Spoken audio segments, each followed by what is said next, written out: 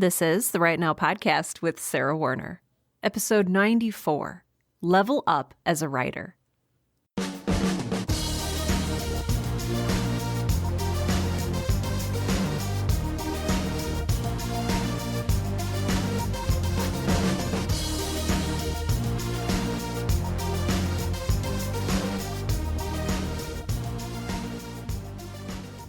Welcome to Right Now, the podcast that helps all writers, aspiring professional and otherwise, to find the time, energy, and courage you need to pursue your passion and write. I'm your host, Sarah Werner, and today I want to ask you the question, what's next for you as a writer?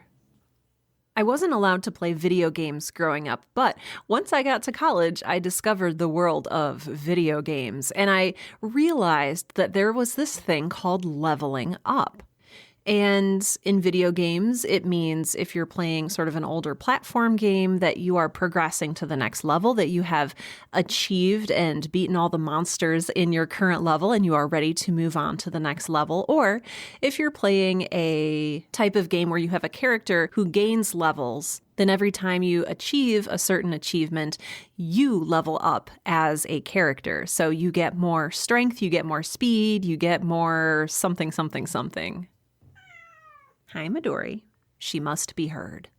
This is also a prevalent idea in the popular role-playing game Dungeons & Dragons, which I also got into in college.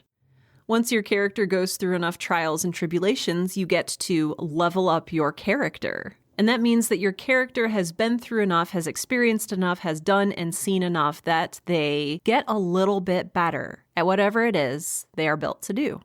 So maybe you get an extra point in strength. Maybe you suddenly speak another language. Maybe you get a new feat or two that you can do that you weren't able to do before. Maybe you do more damage when you attack. And maybe you've noticed that happening in your own life. It might not be as immediate or as immediately gratifying as it is in games. But maybe you realize that today you're better at something than you were 10 years ago. Maybe you've leveled up in your cooking skills. Maybe you've leveled up in your writing skills. Maybe you've leveled up in your weightlifting or your parenting or your volleyball spike. Do you ever go back and read something that you wrote 10 years ago and it's just really uncomfortable and you cringe because you're so much better now? That's a good thing. That means you've been improving. That means you've been leveling up. The important thing about leveling up is that it takes action. And that makes sense. If you want to get better at something, you have to practice. You have to keep doing it. You have to dedicate yourself to it.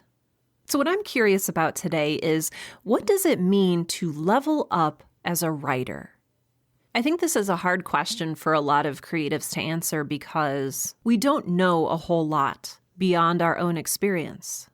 And we often see that the level we're at is different than a level that other creatives are at. So maybe right now, I have a full-time day job and I'm writing in my spare time. And to me, the next level looks like maybe leaving my day job and getting paid to write full-time. Or if I'm currently self-employed and writing full-time for myself, maybe leveling up is joining the Writers Guild of America and selling TV pilots, writing a blockbuster movie, writing a poignant indie film.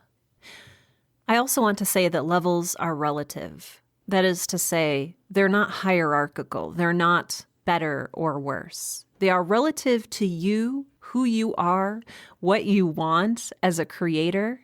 And writing in Hollywood, being in a writer's room for a TV show, writing a screenplay, that's not better or worse than writing your own novel and traditionally publishing or self-publishing your novel.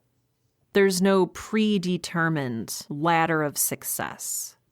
It comes down to, what do you want? What does it mean for you as a writer to level up? So the first step, which we've talked about before in this podcast, is understanding what you want as a creator and determining what success means in relation to what you want. And if you don't know what you want, if you don't know what's next for you, that's okay. I've never been one to make plans. 5 years ago, if you asked me what I wanted, I would have said, I would like to be a VP at the marketing company that I'm currently working at. Sometimes we don't know what's possible. Sometimes we need to just move forward doing what we love and keeping an eye out for opportunities along the way. You can also take a look around you at your local writers community, and by local, I mean online or offline. Talk to another writer, talk to a mentor, ask questions, and allow yourself to read and learn and imagine, while all the while moving forward with your craft. Now, again, the key to all of this is action. It's moving forward. Even when you're anxious, even when you're uncertain, understanding that you are a writer. Maybe for you, your next level up is getting the courage to call yourself a writer with a capital W. But understanding that all of that takes action. I've learned a lot over the past couple years about how much action it takes to live a creative life, but how much of it seems to be passive, how much of it appears to be passive. I always had this dream of, quote unquote, getting discovered as a writer. And in my mind, the way this works is that I would be sitting at my desk in my apartment, working on a novel that I had never shown anyone. And all of a sudden, I would get an email or a phone call, or there would be a knock at the door, some kind of call. And I would answer that call. And the person, Mr. or Ms. Big Five publisher, would be standing there. They'd be on the other end of that call. And they would say, "Sarah, you have been chosen. You have been selected to be a writer. You've been selected to be published." I was thinking of it in sort of the same way that, sometimes like you hear movie stars are discovered. They're shopping in a mall or they're walking through Central Park and a talent agent sees them and they get a big modeling contract and all of a sudden they're making millions of dollars and it's wonderful. That's not how it works for writers. And that is something, embarrassingly, that I have had to learn. It's not passive. You don't just sit at your desk waiting. You have to act. And by act, I mean you have to create, you have to write, and then you have to take action on what you've created and written. You have to finish that work. You have to edit that work. You have to either query agents or you have to find a way to self-publish your work. You have to, in some way, seek out and work toward publication yourself. And maybe this is through your blog. Maybe this is through a self-published book. Maybe this is through traditional publishing. Maybe this is through a podcast. Maybe it's through performance. I read a book several years ago called The 12-Week Year by Brian P. Moran. And in that book, he said something that stuck with me. He said, if you want something you don't currently have, you need to do something you're not currently doing. And again, notice the emphasis on action. If you want something you don't currently have, you need to do something you're not currently doing. It's about taking action. So what is it that you don't currently have? And what is it you need to do to obtain that you're maybe not currently doing? What is that next level? And what is it that you need to have or to do in order to get there? Again, a lot of the time, we simply don't know what we don't know. We don't know what our options are. We don't know what the possibilities are, which is why I think a lot of it comes down to continuing every day, or as many days as you can manage, to do the work that you love. Because there's a trap. Well, there's several traps that we can fall into. One of those traps is standing still and assuming that success will come to us, not taking action. Another one of those traps is the difference between discerning what's necessary and what is assumed. So here's what I mean by that. I conducted a survey probably a little over a year ago of a lot of indie podcasters. And if you're listening to this episode, maybe you were a part of that survey, and if so, thank you.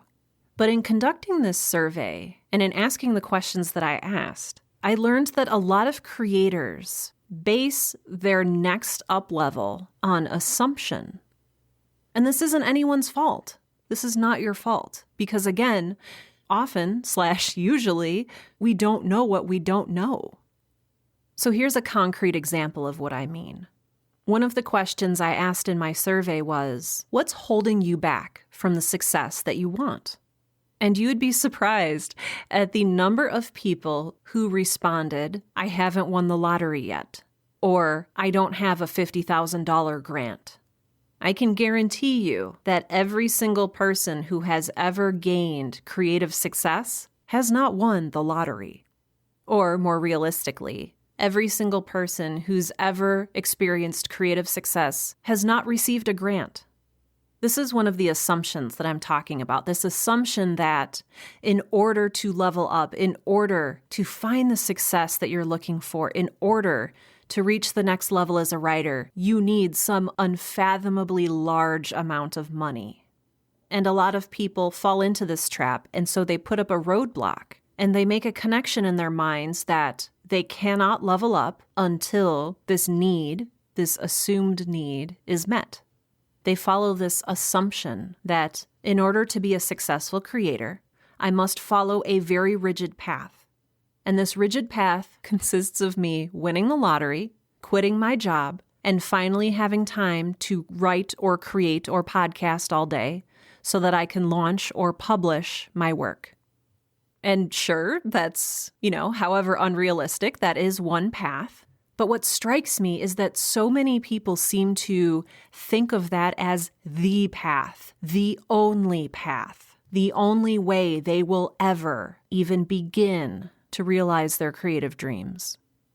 I think a lot of this assumption, a lot of this unreasonable thinking comes from the fact that we don't know. It's not always made clear to us. It's not always transparent how to get from point A to point B. How to get from point A, which is, me writing for 15 minutes over my lunch break every day, to point B, which is me being a published novelist. And so we assume that between point A and point B, something magical must happen. We win the lottery. That publisher comes and knocks on our door and asks, "Hello, Sarah. Do you maybe have a drawer of unfinished and unpublished novels that you've never let anyone see?" What is it you think you need? What is it that you are assuming that you need? What is crucial, or what do you believe is crucial for you to have before you can level up as a writer? Is it to finish whatever it is you're currently working on, your short story, a poem, the first rough draft of your novel? Is it a mentorship?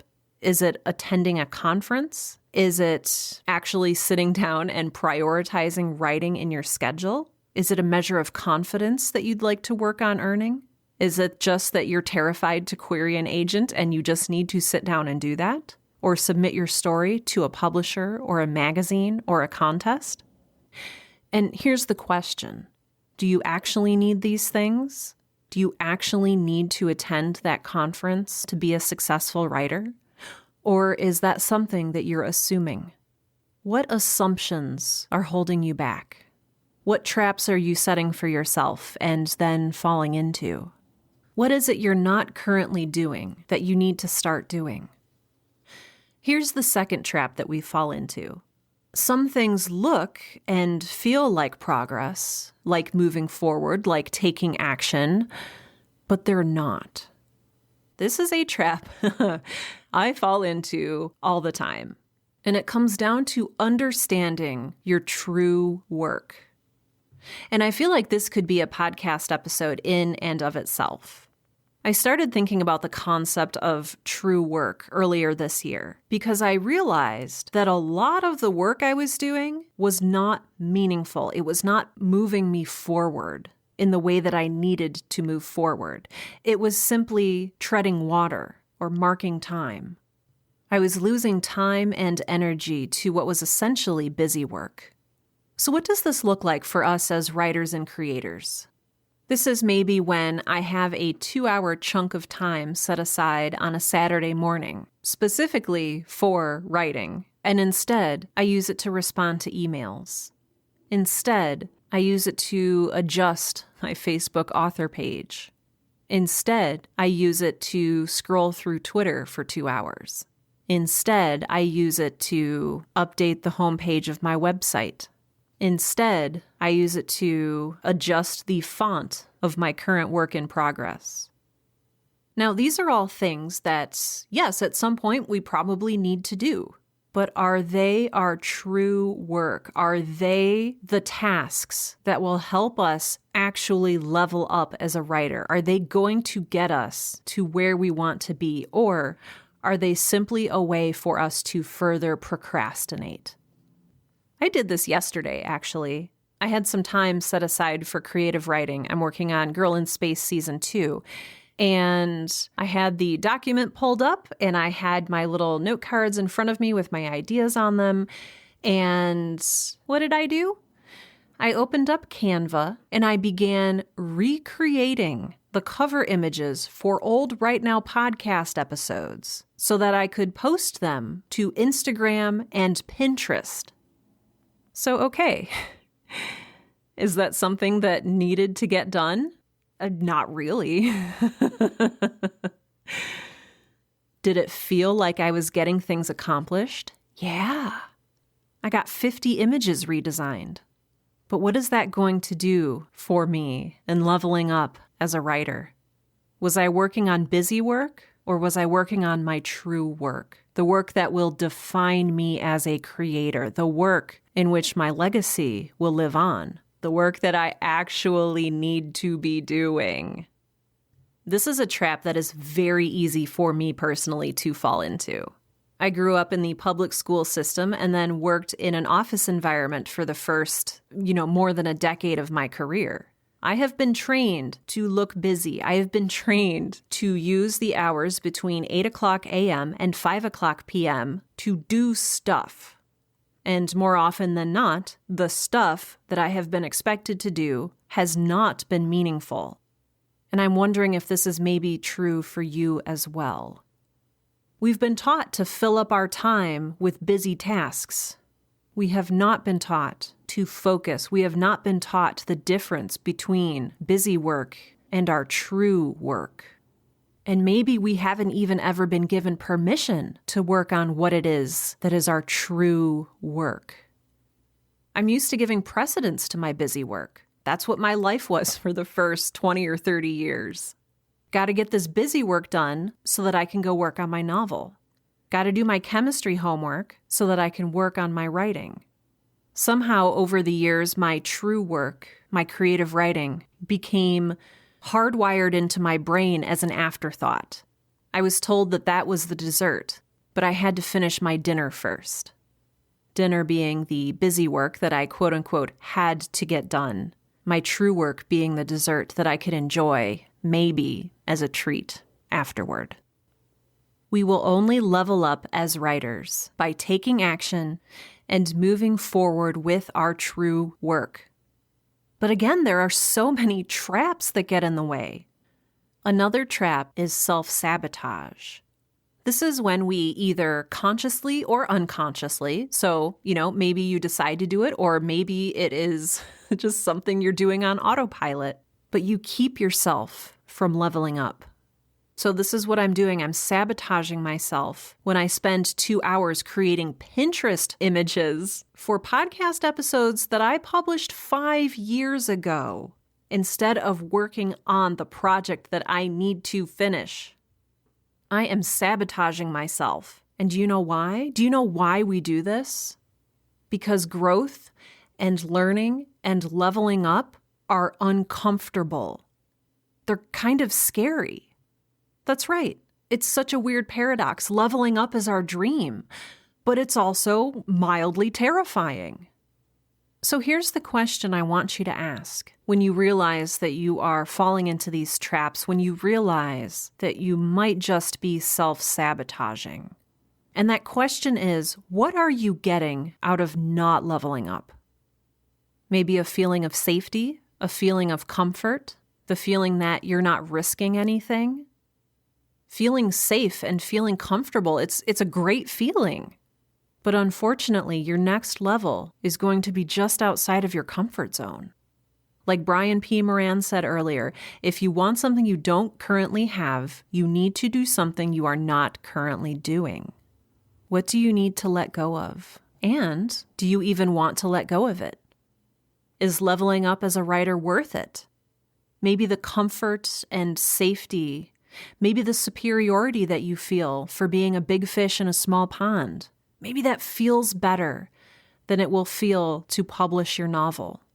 Maybe your goal isn't to publish your novel. Maybe your goal is to feel good and safe and comfortable. But I think that if you are listening to this podcast, despite the siren song of comfort and safety, that's not really what you want. I think what you want is to write and to create and to feel fulfilled and joyful in that writing and in that creating. So I encourage you to read. I encourage you to learn. I encourage you to imagine. I encourage you to ask questions and to think about all the questions you don't know to ask. I encourage you to take action every single day, because all of those tiny little steps, they add up over time. And I know it's slow and I know it's frustrating. I know this, but it works. What action do you need to take? What risk do you need to take? What momentary comfort do you need to sacrifice? What bounds of safety are you willing to step out of? What is it you need to do to level up as a writer? This episode and all episodes of the Right Now podcast are brought to you by my amazing, beautiful, and wonderful patrons on Patreon. Patreon is a secure third-party donation platform that lets you donate $1 per episode, $2 per episode, $100,000 billion per episode, whatever it is that you feel comfortable donating. You can become a patron by going out to patreon.com. That's patreon.com/Sarah Ray Werner. That's SarahRaheWerner, all one word. Alternately, you can go out to my website, which is sarahwerner.com. That's SarahWerner.com. Navigate to the show notes for today's episode and click the little link that says help support this podcast. That will take you out to my page on Patreon, where you can select your tier and make your pledge. Special thanks for this week's episode go out to TJ Brick, Laurie, Tiffany Joyner, Regina Calabrese, Leslie Madsen, Susan Geiger, Amanda L. Dixon, Julian Vincent Thornburg, Michael Beckwith, Amanda King, Sean Locke, Sarah Lauzon, Leslie Duncan, and Ricardo. Thank you all so much for your generosity and for making this show available for all writers all over the world. If you are, like many of us, a poor, starving artist and you don't have the funds to donate money to the Right Now podcast, you can also simply tell a friend about the show. Telling a friend is the actual best way that podcasts are spread. And so if you would like to share the Right Now podcast with someone else, I invite you to do that. That would be really, really lovely. I mentioned this a couple episodes ago, but I have a free ebook available for you. It's called 10 Harmful Creativity Myths, and it's a free 50-page ebook that I wrote and published myself that you can download for free. So all you do to obtain your own copy is to go to sarahwerner.com/10myths. That's 10MYTHS, all one word. I created that ebook in conjunction with episode 92 of the Right Now podcast, which is also called 10 Harmful Creativity Myths. And I don't know, it was a lot of fun to create. It was really, really fun to go through some of these myths and perceptions that we have about creative writing and creativity in general and smash them. So please do snag your copy of that if you would like it. And with that, this has been episode 94 of the Right Now podcast, the podcast that helps all writers, aspiring professional and otherwise, to find the time, energy, and courage you need to pursue your passion and write. I'm Sarah Werner, and I'm going to work today on leveling up.